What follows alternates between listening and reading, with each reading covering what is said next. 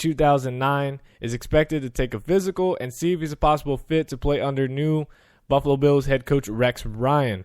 Incognito was suspended the final 8 games with the Dolphins. He's had a visit with the Tampa Bay Buccaneers in August and with the Denver Broncos in November, but remained out of football for the 2014 season. So he could have found a new team, finally. The Oakland Raiders. Oh, I should have put this with when Charles Woodson was talking, but the Oakland Raiders moved quickly to fill out their biggest vacancy on the coaching staff, hiring Ken Norton Jr. to be the team's defensive coordinator. Kim Norton was, I believe, the linebackers coach? Yeah, spent the last 5 seasons as a linebackers coach for the Seattle Seahawks. But because the Seahawks were still in the playoffs, the Raiders were unable to interview Norton until after the Super Bowl. And even then, Oakland had to seek permission by the Seahawks. And apparently this is a reuniting with Ken Norton Jr. and Oakland head coach Jack Del Rio. The two men played together in 3 seasons with the Dallas as a part of the Cowboys linebackers. Del Rio met with Norton on Monday. Didn't take long for both sides to come to an agreement, and they were both excited. This is what Ken Norton Jr. had to say, saying, quote, "I was really interested in understanding what Coach Del Rio's plan was, what his ideal was, the things he wanted to get done here in Oakland. I was very impressed with how he laid it out for me. I was very impressed with what he wanted to get done. He made it quite clear that I was someone that he needed to help him get this whole program to another level. My philosophy combined with his philosophy, we're going to sit down in a room and we'll just work it out and then make it the Raiders' philosophy. There hasn't been a formal discussion, but just in my early meetings with him, his plans is to continue to groom me, and I'll be making the calls." So if you're a Raiders fan, you got to feel pretty good about that. You got Charles Woodson over there mentoring the young guys and also getting pumped and wanting so badly a taste of success, and that's success for him is reaching the playoffs and then doing something with it. So you got to feel pumped if you're a Raiders fan. So, in other words, you guys got to draft Amari Cooper if he's available. It's ridiculous to draft a Kevin White or someone else. No, Amari Cooper, best wide receiver. Anyways, and now with Ken Norton Jr., obviously proved himself with the linebackers with the Seattle Seahawks. You know, he's had some say, I'm sure, in the drafting of what linebackers they should get. KJ Wright, David Hawthorne, and Bobby Wagner have obviously been solid linebackers for the Seahawks. I know David Hawthorne now is with the Saints, but he was obviously a very, very good linebacker at that time with them. So, you know, now you got Khalil Mack there, your stud prize on the defensive side. So he's going to be working with them, make him even better. So you got to feel very positive and very hopeful that, hey, we can actually do this, especially if Manning is gone, which we don't know yet. He said by the end of February he'll make a decision. And then really what got me was my philosophy combined with his philosophy. We're going to sit down in a room, work it out, and then make it the Raiders' philosophy. That's got to get you pumped. That's got to get you pumped right there. Seattle Seahawks linebacker Bruce Irvin was fined $10,000 for sparking a scuffle at the end of Super Bowl 49. He was one of 4 players involved in the melee who were fined by the league. Irvin, of course, was ejected after the Patriots attempted to run out the clock Seahawks fans, after a game-sealing interception, and he drew the largest fine out of all.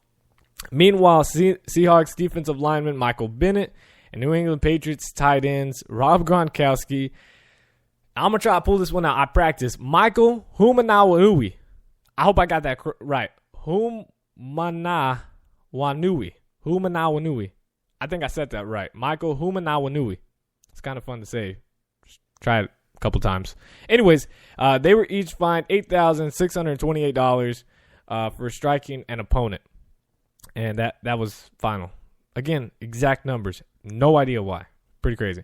And then, of course, reported earlier in the week, the NFL also confirmed that Seahawks wide receiver Doug Baldwin was fined $11,025 for unsportsmanlike conduct following his touchdown reception as he pretended he pulled down his pants and pooped out a football. It's always pretty cool. And that's it for the NFL. But wait a minute. We have baseball news to talk about. Not a whole lot, just a couple. Just kind of reel it in, and then, slowly each show get more and more into baseball, of course, as it gets closer and closer. Baseball intends to stop awarding the All-Star game by alternating leagues and will move toward a Super Bowl-type bidding process. Commissioner Rob Manfred told ESPN.com on Thursday that the process would begin in 2017 because the 2016 game has already been awarded to San Diego. Manfred did not specify how the bidding would work. However, sources say that rather than choosing cities based on which league they're in, All-Star game hosts will be chosen in the future based on the merits of the city and the ballpark and which team and city can produce the, quote, All-Star experience, the best All-Star experience. But the process will be complicated and at least initially by other factors. Manfred did say, however, that Chicago would be a great market for the All-Star game, and Wrigley Field has not hosted an All-Star game since 1990. So he's really pushing because they said in this article over and over that Manfred wanted Chicago. It's a great market, blah, blah, blah. So it looks like, even if this does happen, which I'm in favor for, I think that'd be awesome for another bidding process. I think Chicago would be nice, obviously. LA would be even better. I'm just saying. I had a point to this, and now it just kind of slipped my mind. I just think it's a great idea. I think it's a great idea that he's going to be doing this. The Toronto Blue Jays have signed an agreement with the University of... Okay, I'm not from Canada. I have no idea what this is called. Gulf? University of Gulf? Guelph? Gulf? I don't know. To provide research on bringing natural grass to Rogers Center in time for the 2018 season. As we all know, that they have turf on their baseball field, which I hate, by the way. That's so stupid. My high school recently, about last season or the year before that, switched from grass to turf. It's the ugliest looking thing in the world. President Paul Beeston made the announcement at the event for season ticket holders Thursday night, saying, quote, "It's a formal agreement, and it's pretty exciting from our point of view because we've had many discussions. But now it's to the point where we're actually going forward. We're looking forward to the report, which should take probably a year, and then we'll go from there." But the 69-year-old Beeston, Paul Beeston, president, won't be the president anymore if and when grass arrives at Rogers Center. He signed a 1-year contract last month and will retire at the end of this season. So he got it done. He just won't be there as an employee to see it happen. So I think it's a good thing. I think every baseball field in America and everywhere else should be played on real grass. And, if you have to use some of the, fake grass, because in certain places, like here in Texas, we have a thing called a drought, and we get brown grass, which is usually just dirt. So I understand you got to, use that weird lime green type stuff to make it all plushy and grow faster and whatnot. That's cool with me. Just not turf. Turf is for football or soccer or something. Baseball and turf. That's just so dumb. Like baseball in a dome. That's also pretty dumb. Sorry, Tampa Bay. Sorry, Toronto. Sorry.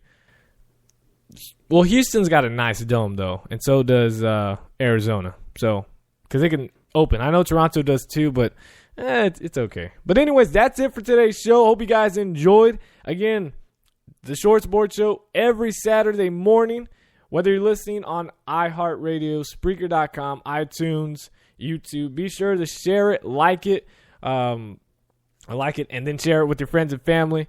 And follow me on Twitter at @short_sports247. Hey, Jose Bautista, Toronto Blue Jays. He follows me on Twitter. You don't believe me? Check out my followers. He's on there. It's the real one. It's crazy. I also have a couple other famous people. David Campbell, Texas high school football. He's following me. It's awesome. Thank you guys so much for following me. If you're listening to the show, that's even better. But be sure to share it out. Friends and family, everybody. Again, thank you guys so much for the support. And I will be back next Saturday morning. As always, God first, God bless. I will see you guys then. Peace.